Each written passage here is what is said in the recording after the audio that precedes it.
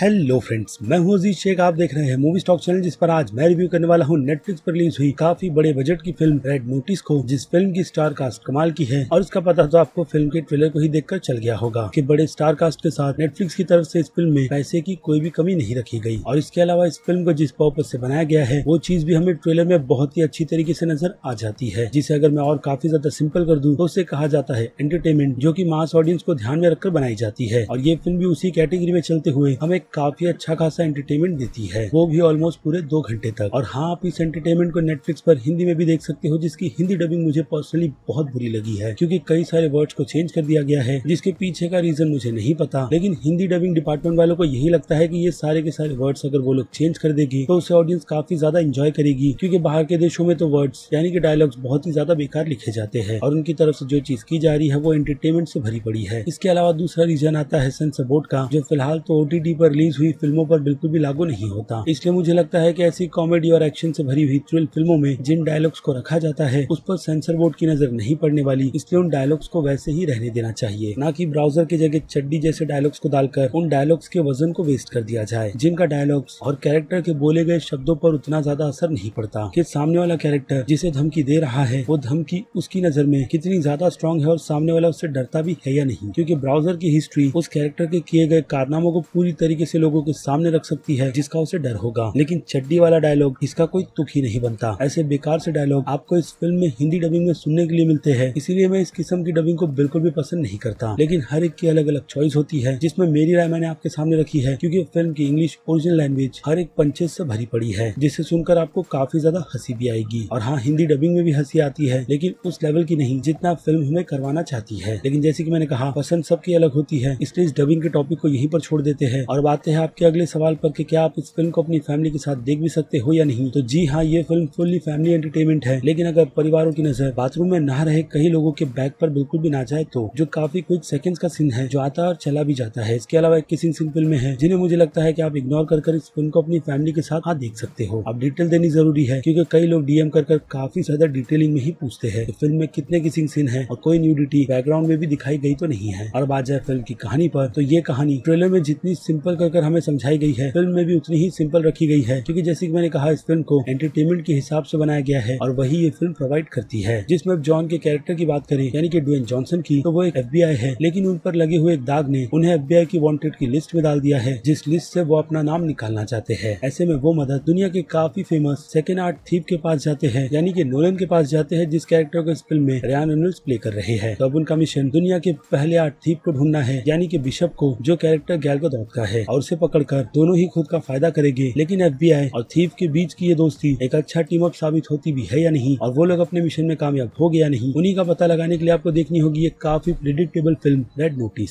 और अब इस फिल्म के लिए क्या आपको आपका समय देना भी चाहिए या नहीं, चलिए मैं आपके वो सारे के सारे डाउट्स को क्लियर करता हूँ। लेकिन उससे पहले बनती है अब एक छोटी सी रिक्वेस्ट, जो है इस चैनल को सब्सक्राइब, वीडियो को लाइक और शेयर करने की।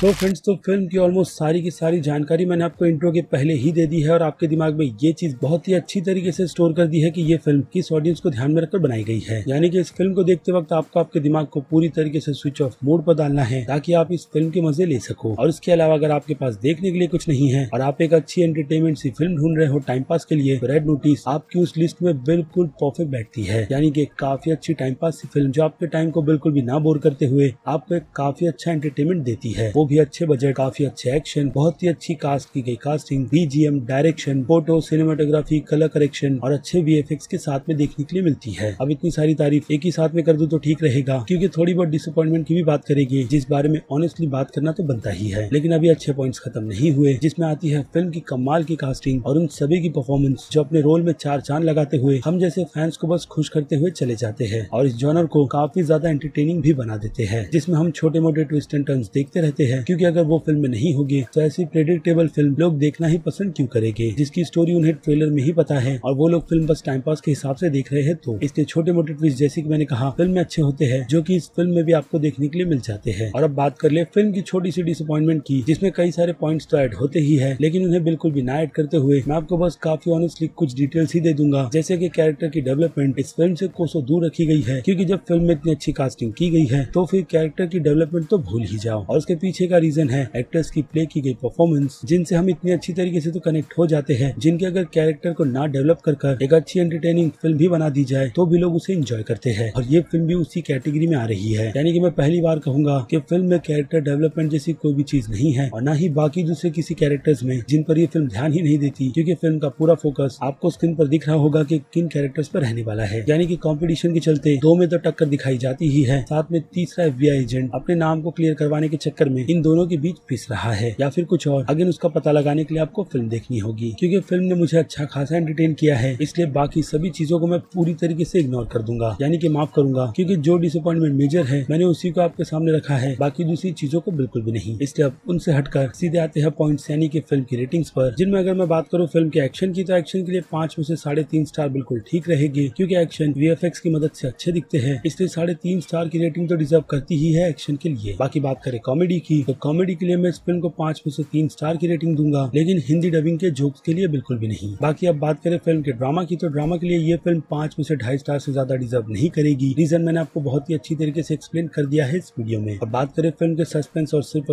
थ्रिल की, तो इन दोनों ही कैटेगरी में ये फिल्म 5 में से 1.5 स्टार डिजर्व करती है। भले से ही फिल्म की कहानी प्रेडिक्टेबल क्यों ना हो, लेकिन फिर भी कुछ छोटे मोटे ट्विस्ट एंड टर्न्स हैं जिन्हें देखकर अच्छा लगता है। और थ्रिल का लेवल तो एक्शन के हिसाब से ही बनता है, जो इस फिल्म को थ्रिल की कैटेगरी में 1.5 स्टार की रेटिंग दिलाता है। और अब आ जाए मास्टर्स ऑडियंस पर, तो मास्टर्स ऑडियंस की नजर में ये A+ की कैटेगरी की फिल्म है, यानी कि उनके लिए बिल्कुल मस्ट वॉच और एक परफेक्ट एंटरटेनमेंट फिल्म, जिसे उन्हें बिल्कुल भी इग्नोर नहीं करना चाहिए। बाकी क्रिटिक्स की नजरों में तो ये फिल्म C+ की कैटेगरी डिजर्व करती है, जिसका अंदाजा सभी की तरफ से लगाया तो गया ही होगा कि क्रिटिक्स इस फिल्म को किस कैटेगरी में रखने वाले हैं। और बात करें मेरी, तो मैं इस फिल्म को B+ की कैटेगरी में रखूंगा, यानी कि एक बहुत अच्छी टाइम पास सी फिल्म, जिसने मेरे टाइम को बिल्कुल भी ना बोर करते हुए मुझे अच्छा खासा एंटरटेन किया है। लेकिन जैसे कि मैंने कहा है, ये मेरा पर्सनल ओपिनियन है फिल्म रेड नोटिस को लेकर, कि मुझे पर्सनली नेटफ्लिक्स की एक्शन थ्रिलर फिल्म कितनी पसंद आई है और कितनी नहीं। यानी कि अब बारी बनती है आपकी मुझे कमेंट में लिखकर बताने की कि आपको पर्सनली ये फिल्म कितनी ज्यादा पसंद आई है। तो चलिए अब खत्म कर देते हैं इस वीडियो और इस टॉपिक को भी यहीं पर। मैं हूँ अजीज शेख, आप देख रहे थे मूवी स्टॉक चैनल, जिसे अगर आपने अभी तक सब्सक्राइब नहीं किया है तो सब्सक्राइब कर लीजिए और बगल में बने हुए इस बेल आइकन के साथ साथ नोटिफिकेशन को भी ऑल पर क्लिक कर दीजिएगा। बाकी अब मैं मिलूंगा जल्दी आपसे दूसरी किसी वीडियो में किसी और फिल्म या फिर किसी और सीरीज के टॉपिक पर बात करते हुए। तब तक के लिए आप मेरे चैनल के बाकी दूसरे वीडियोस को भी एंजॉय कीजिए और टिल देन